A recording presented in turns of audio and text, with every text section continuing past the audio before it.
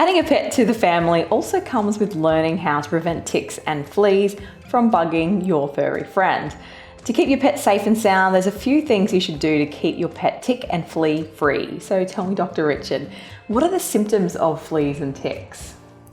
That's a good question. I guess fleas are the easy one. Yeah. I mean, fleas, you just get itchy, yes. right?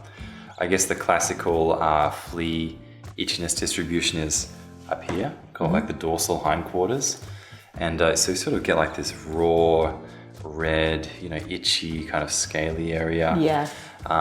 Sometimes, if you're lucky, you kind of part the hair and you can sort of spot the flea. Or you might even notice almost like little black grains in the coat.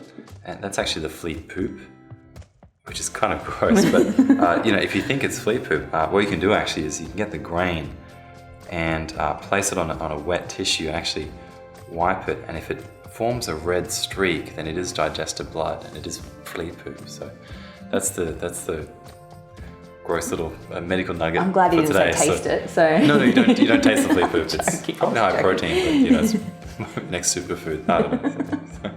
Oh, I love it. What about ticks? Okay, so ticks obviously way worse, right? So our main tick up here is the paralysis tick.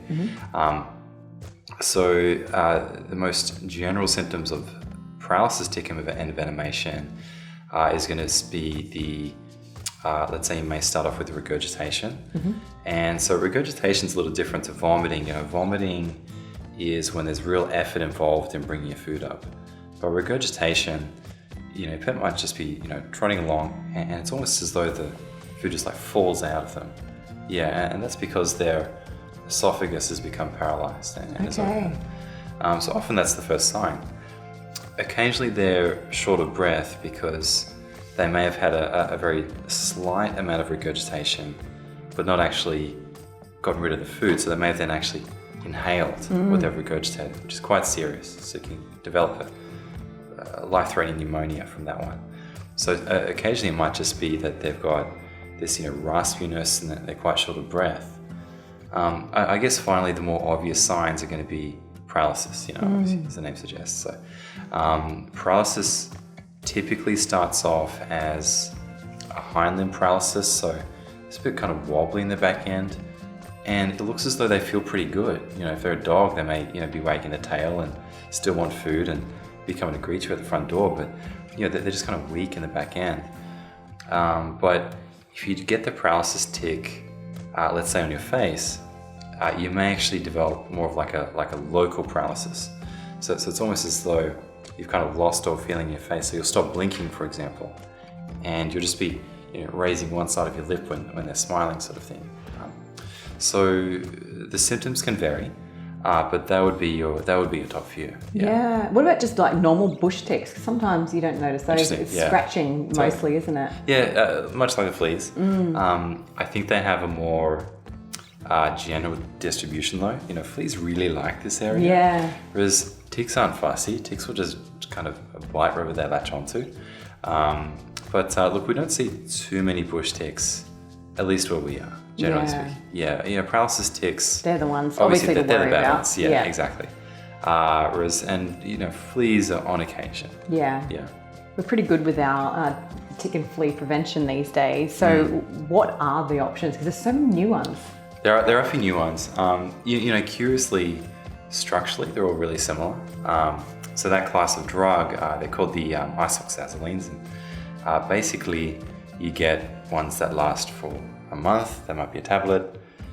In dogs, we have a spot-on now that lasts for 6 months. In cats, we have a spot-on that lasts for 3 months. And the monthly tablets, you can get those combined with, let's say, worming and heartworm prevention as well.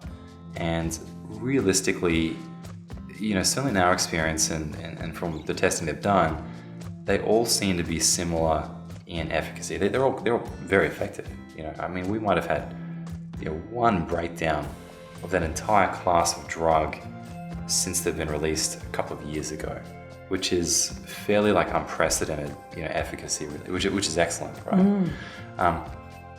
But in terms of, which is best for your pet, there's no real one size fits all. For example, if your pet doesn't like tablets, the spot-ons are great. But if your Nothing's pet, worse than trying to shove a tablet down your pet's if throat. they don't want, I know, No, you you feel go to bad. take it and you're like, yeah. Yeah, and then you think, oh, how much have they had? If Yeah. they brought it up, and like, do you redose it? Yeah. But then if your pet loves to swim, or if it's really wet weather, maybe the spot on isn't going to be absorbed as well because they need to be dry for a few days afterwards. Right? Yep. So I think kind of varies as Depends to on your pet. depends on your pet, and obviously we're always happy to give you advice in that regards. Yeah, I love it. So what should pet owners do if the prevention isn't working or isn't effective? It's pretty rare though. Very rare. Look, I guess like I was saying, we've had the one breakdown out of probably tens of thousands of administrations of this drug. Chance it's hundreds of thousands. And I have a slight feeling, now I talk about it, that the drug may not have been dosed correctly. So maybe the dog wasn't weighed correctly, or it was a growing dog and just slipped outside of the weight range towards the end of the month when that drug was wearing off. Okay. Something like that. Really unlikely that we're going to have breakdowns if we're using those.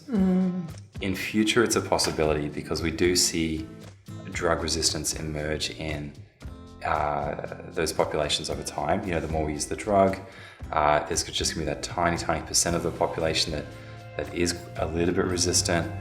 They're going to be the ones more likely to survive and repopulate, and you do that for multiple generations and you develop resistance.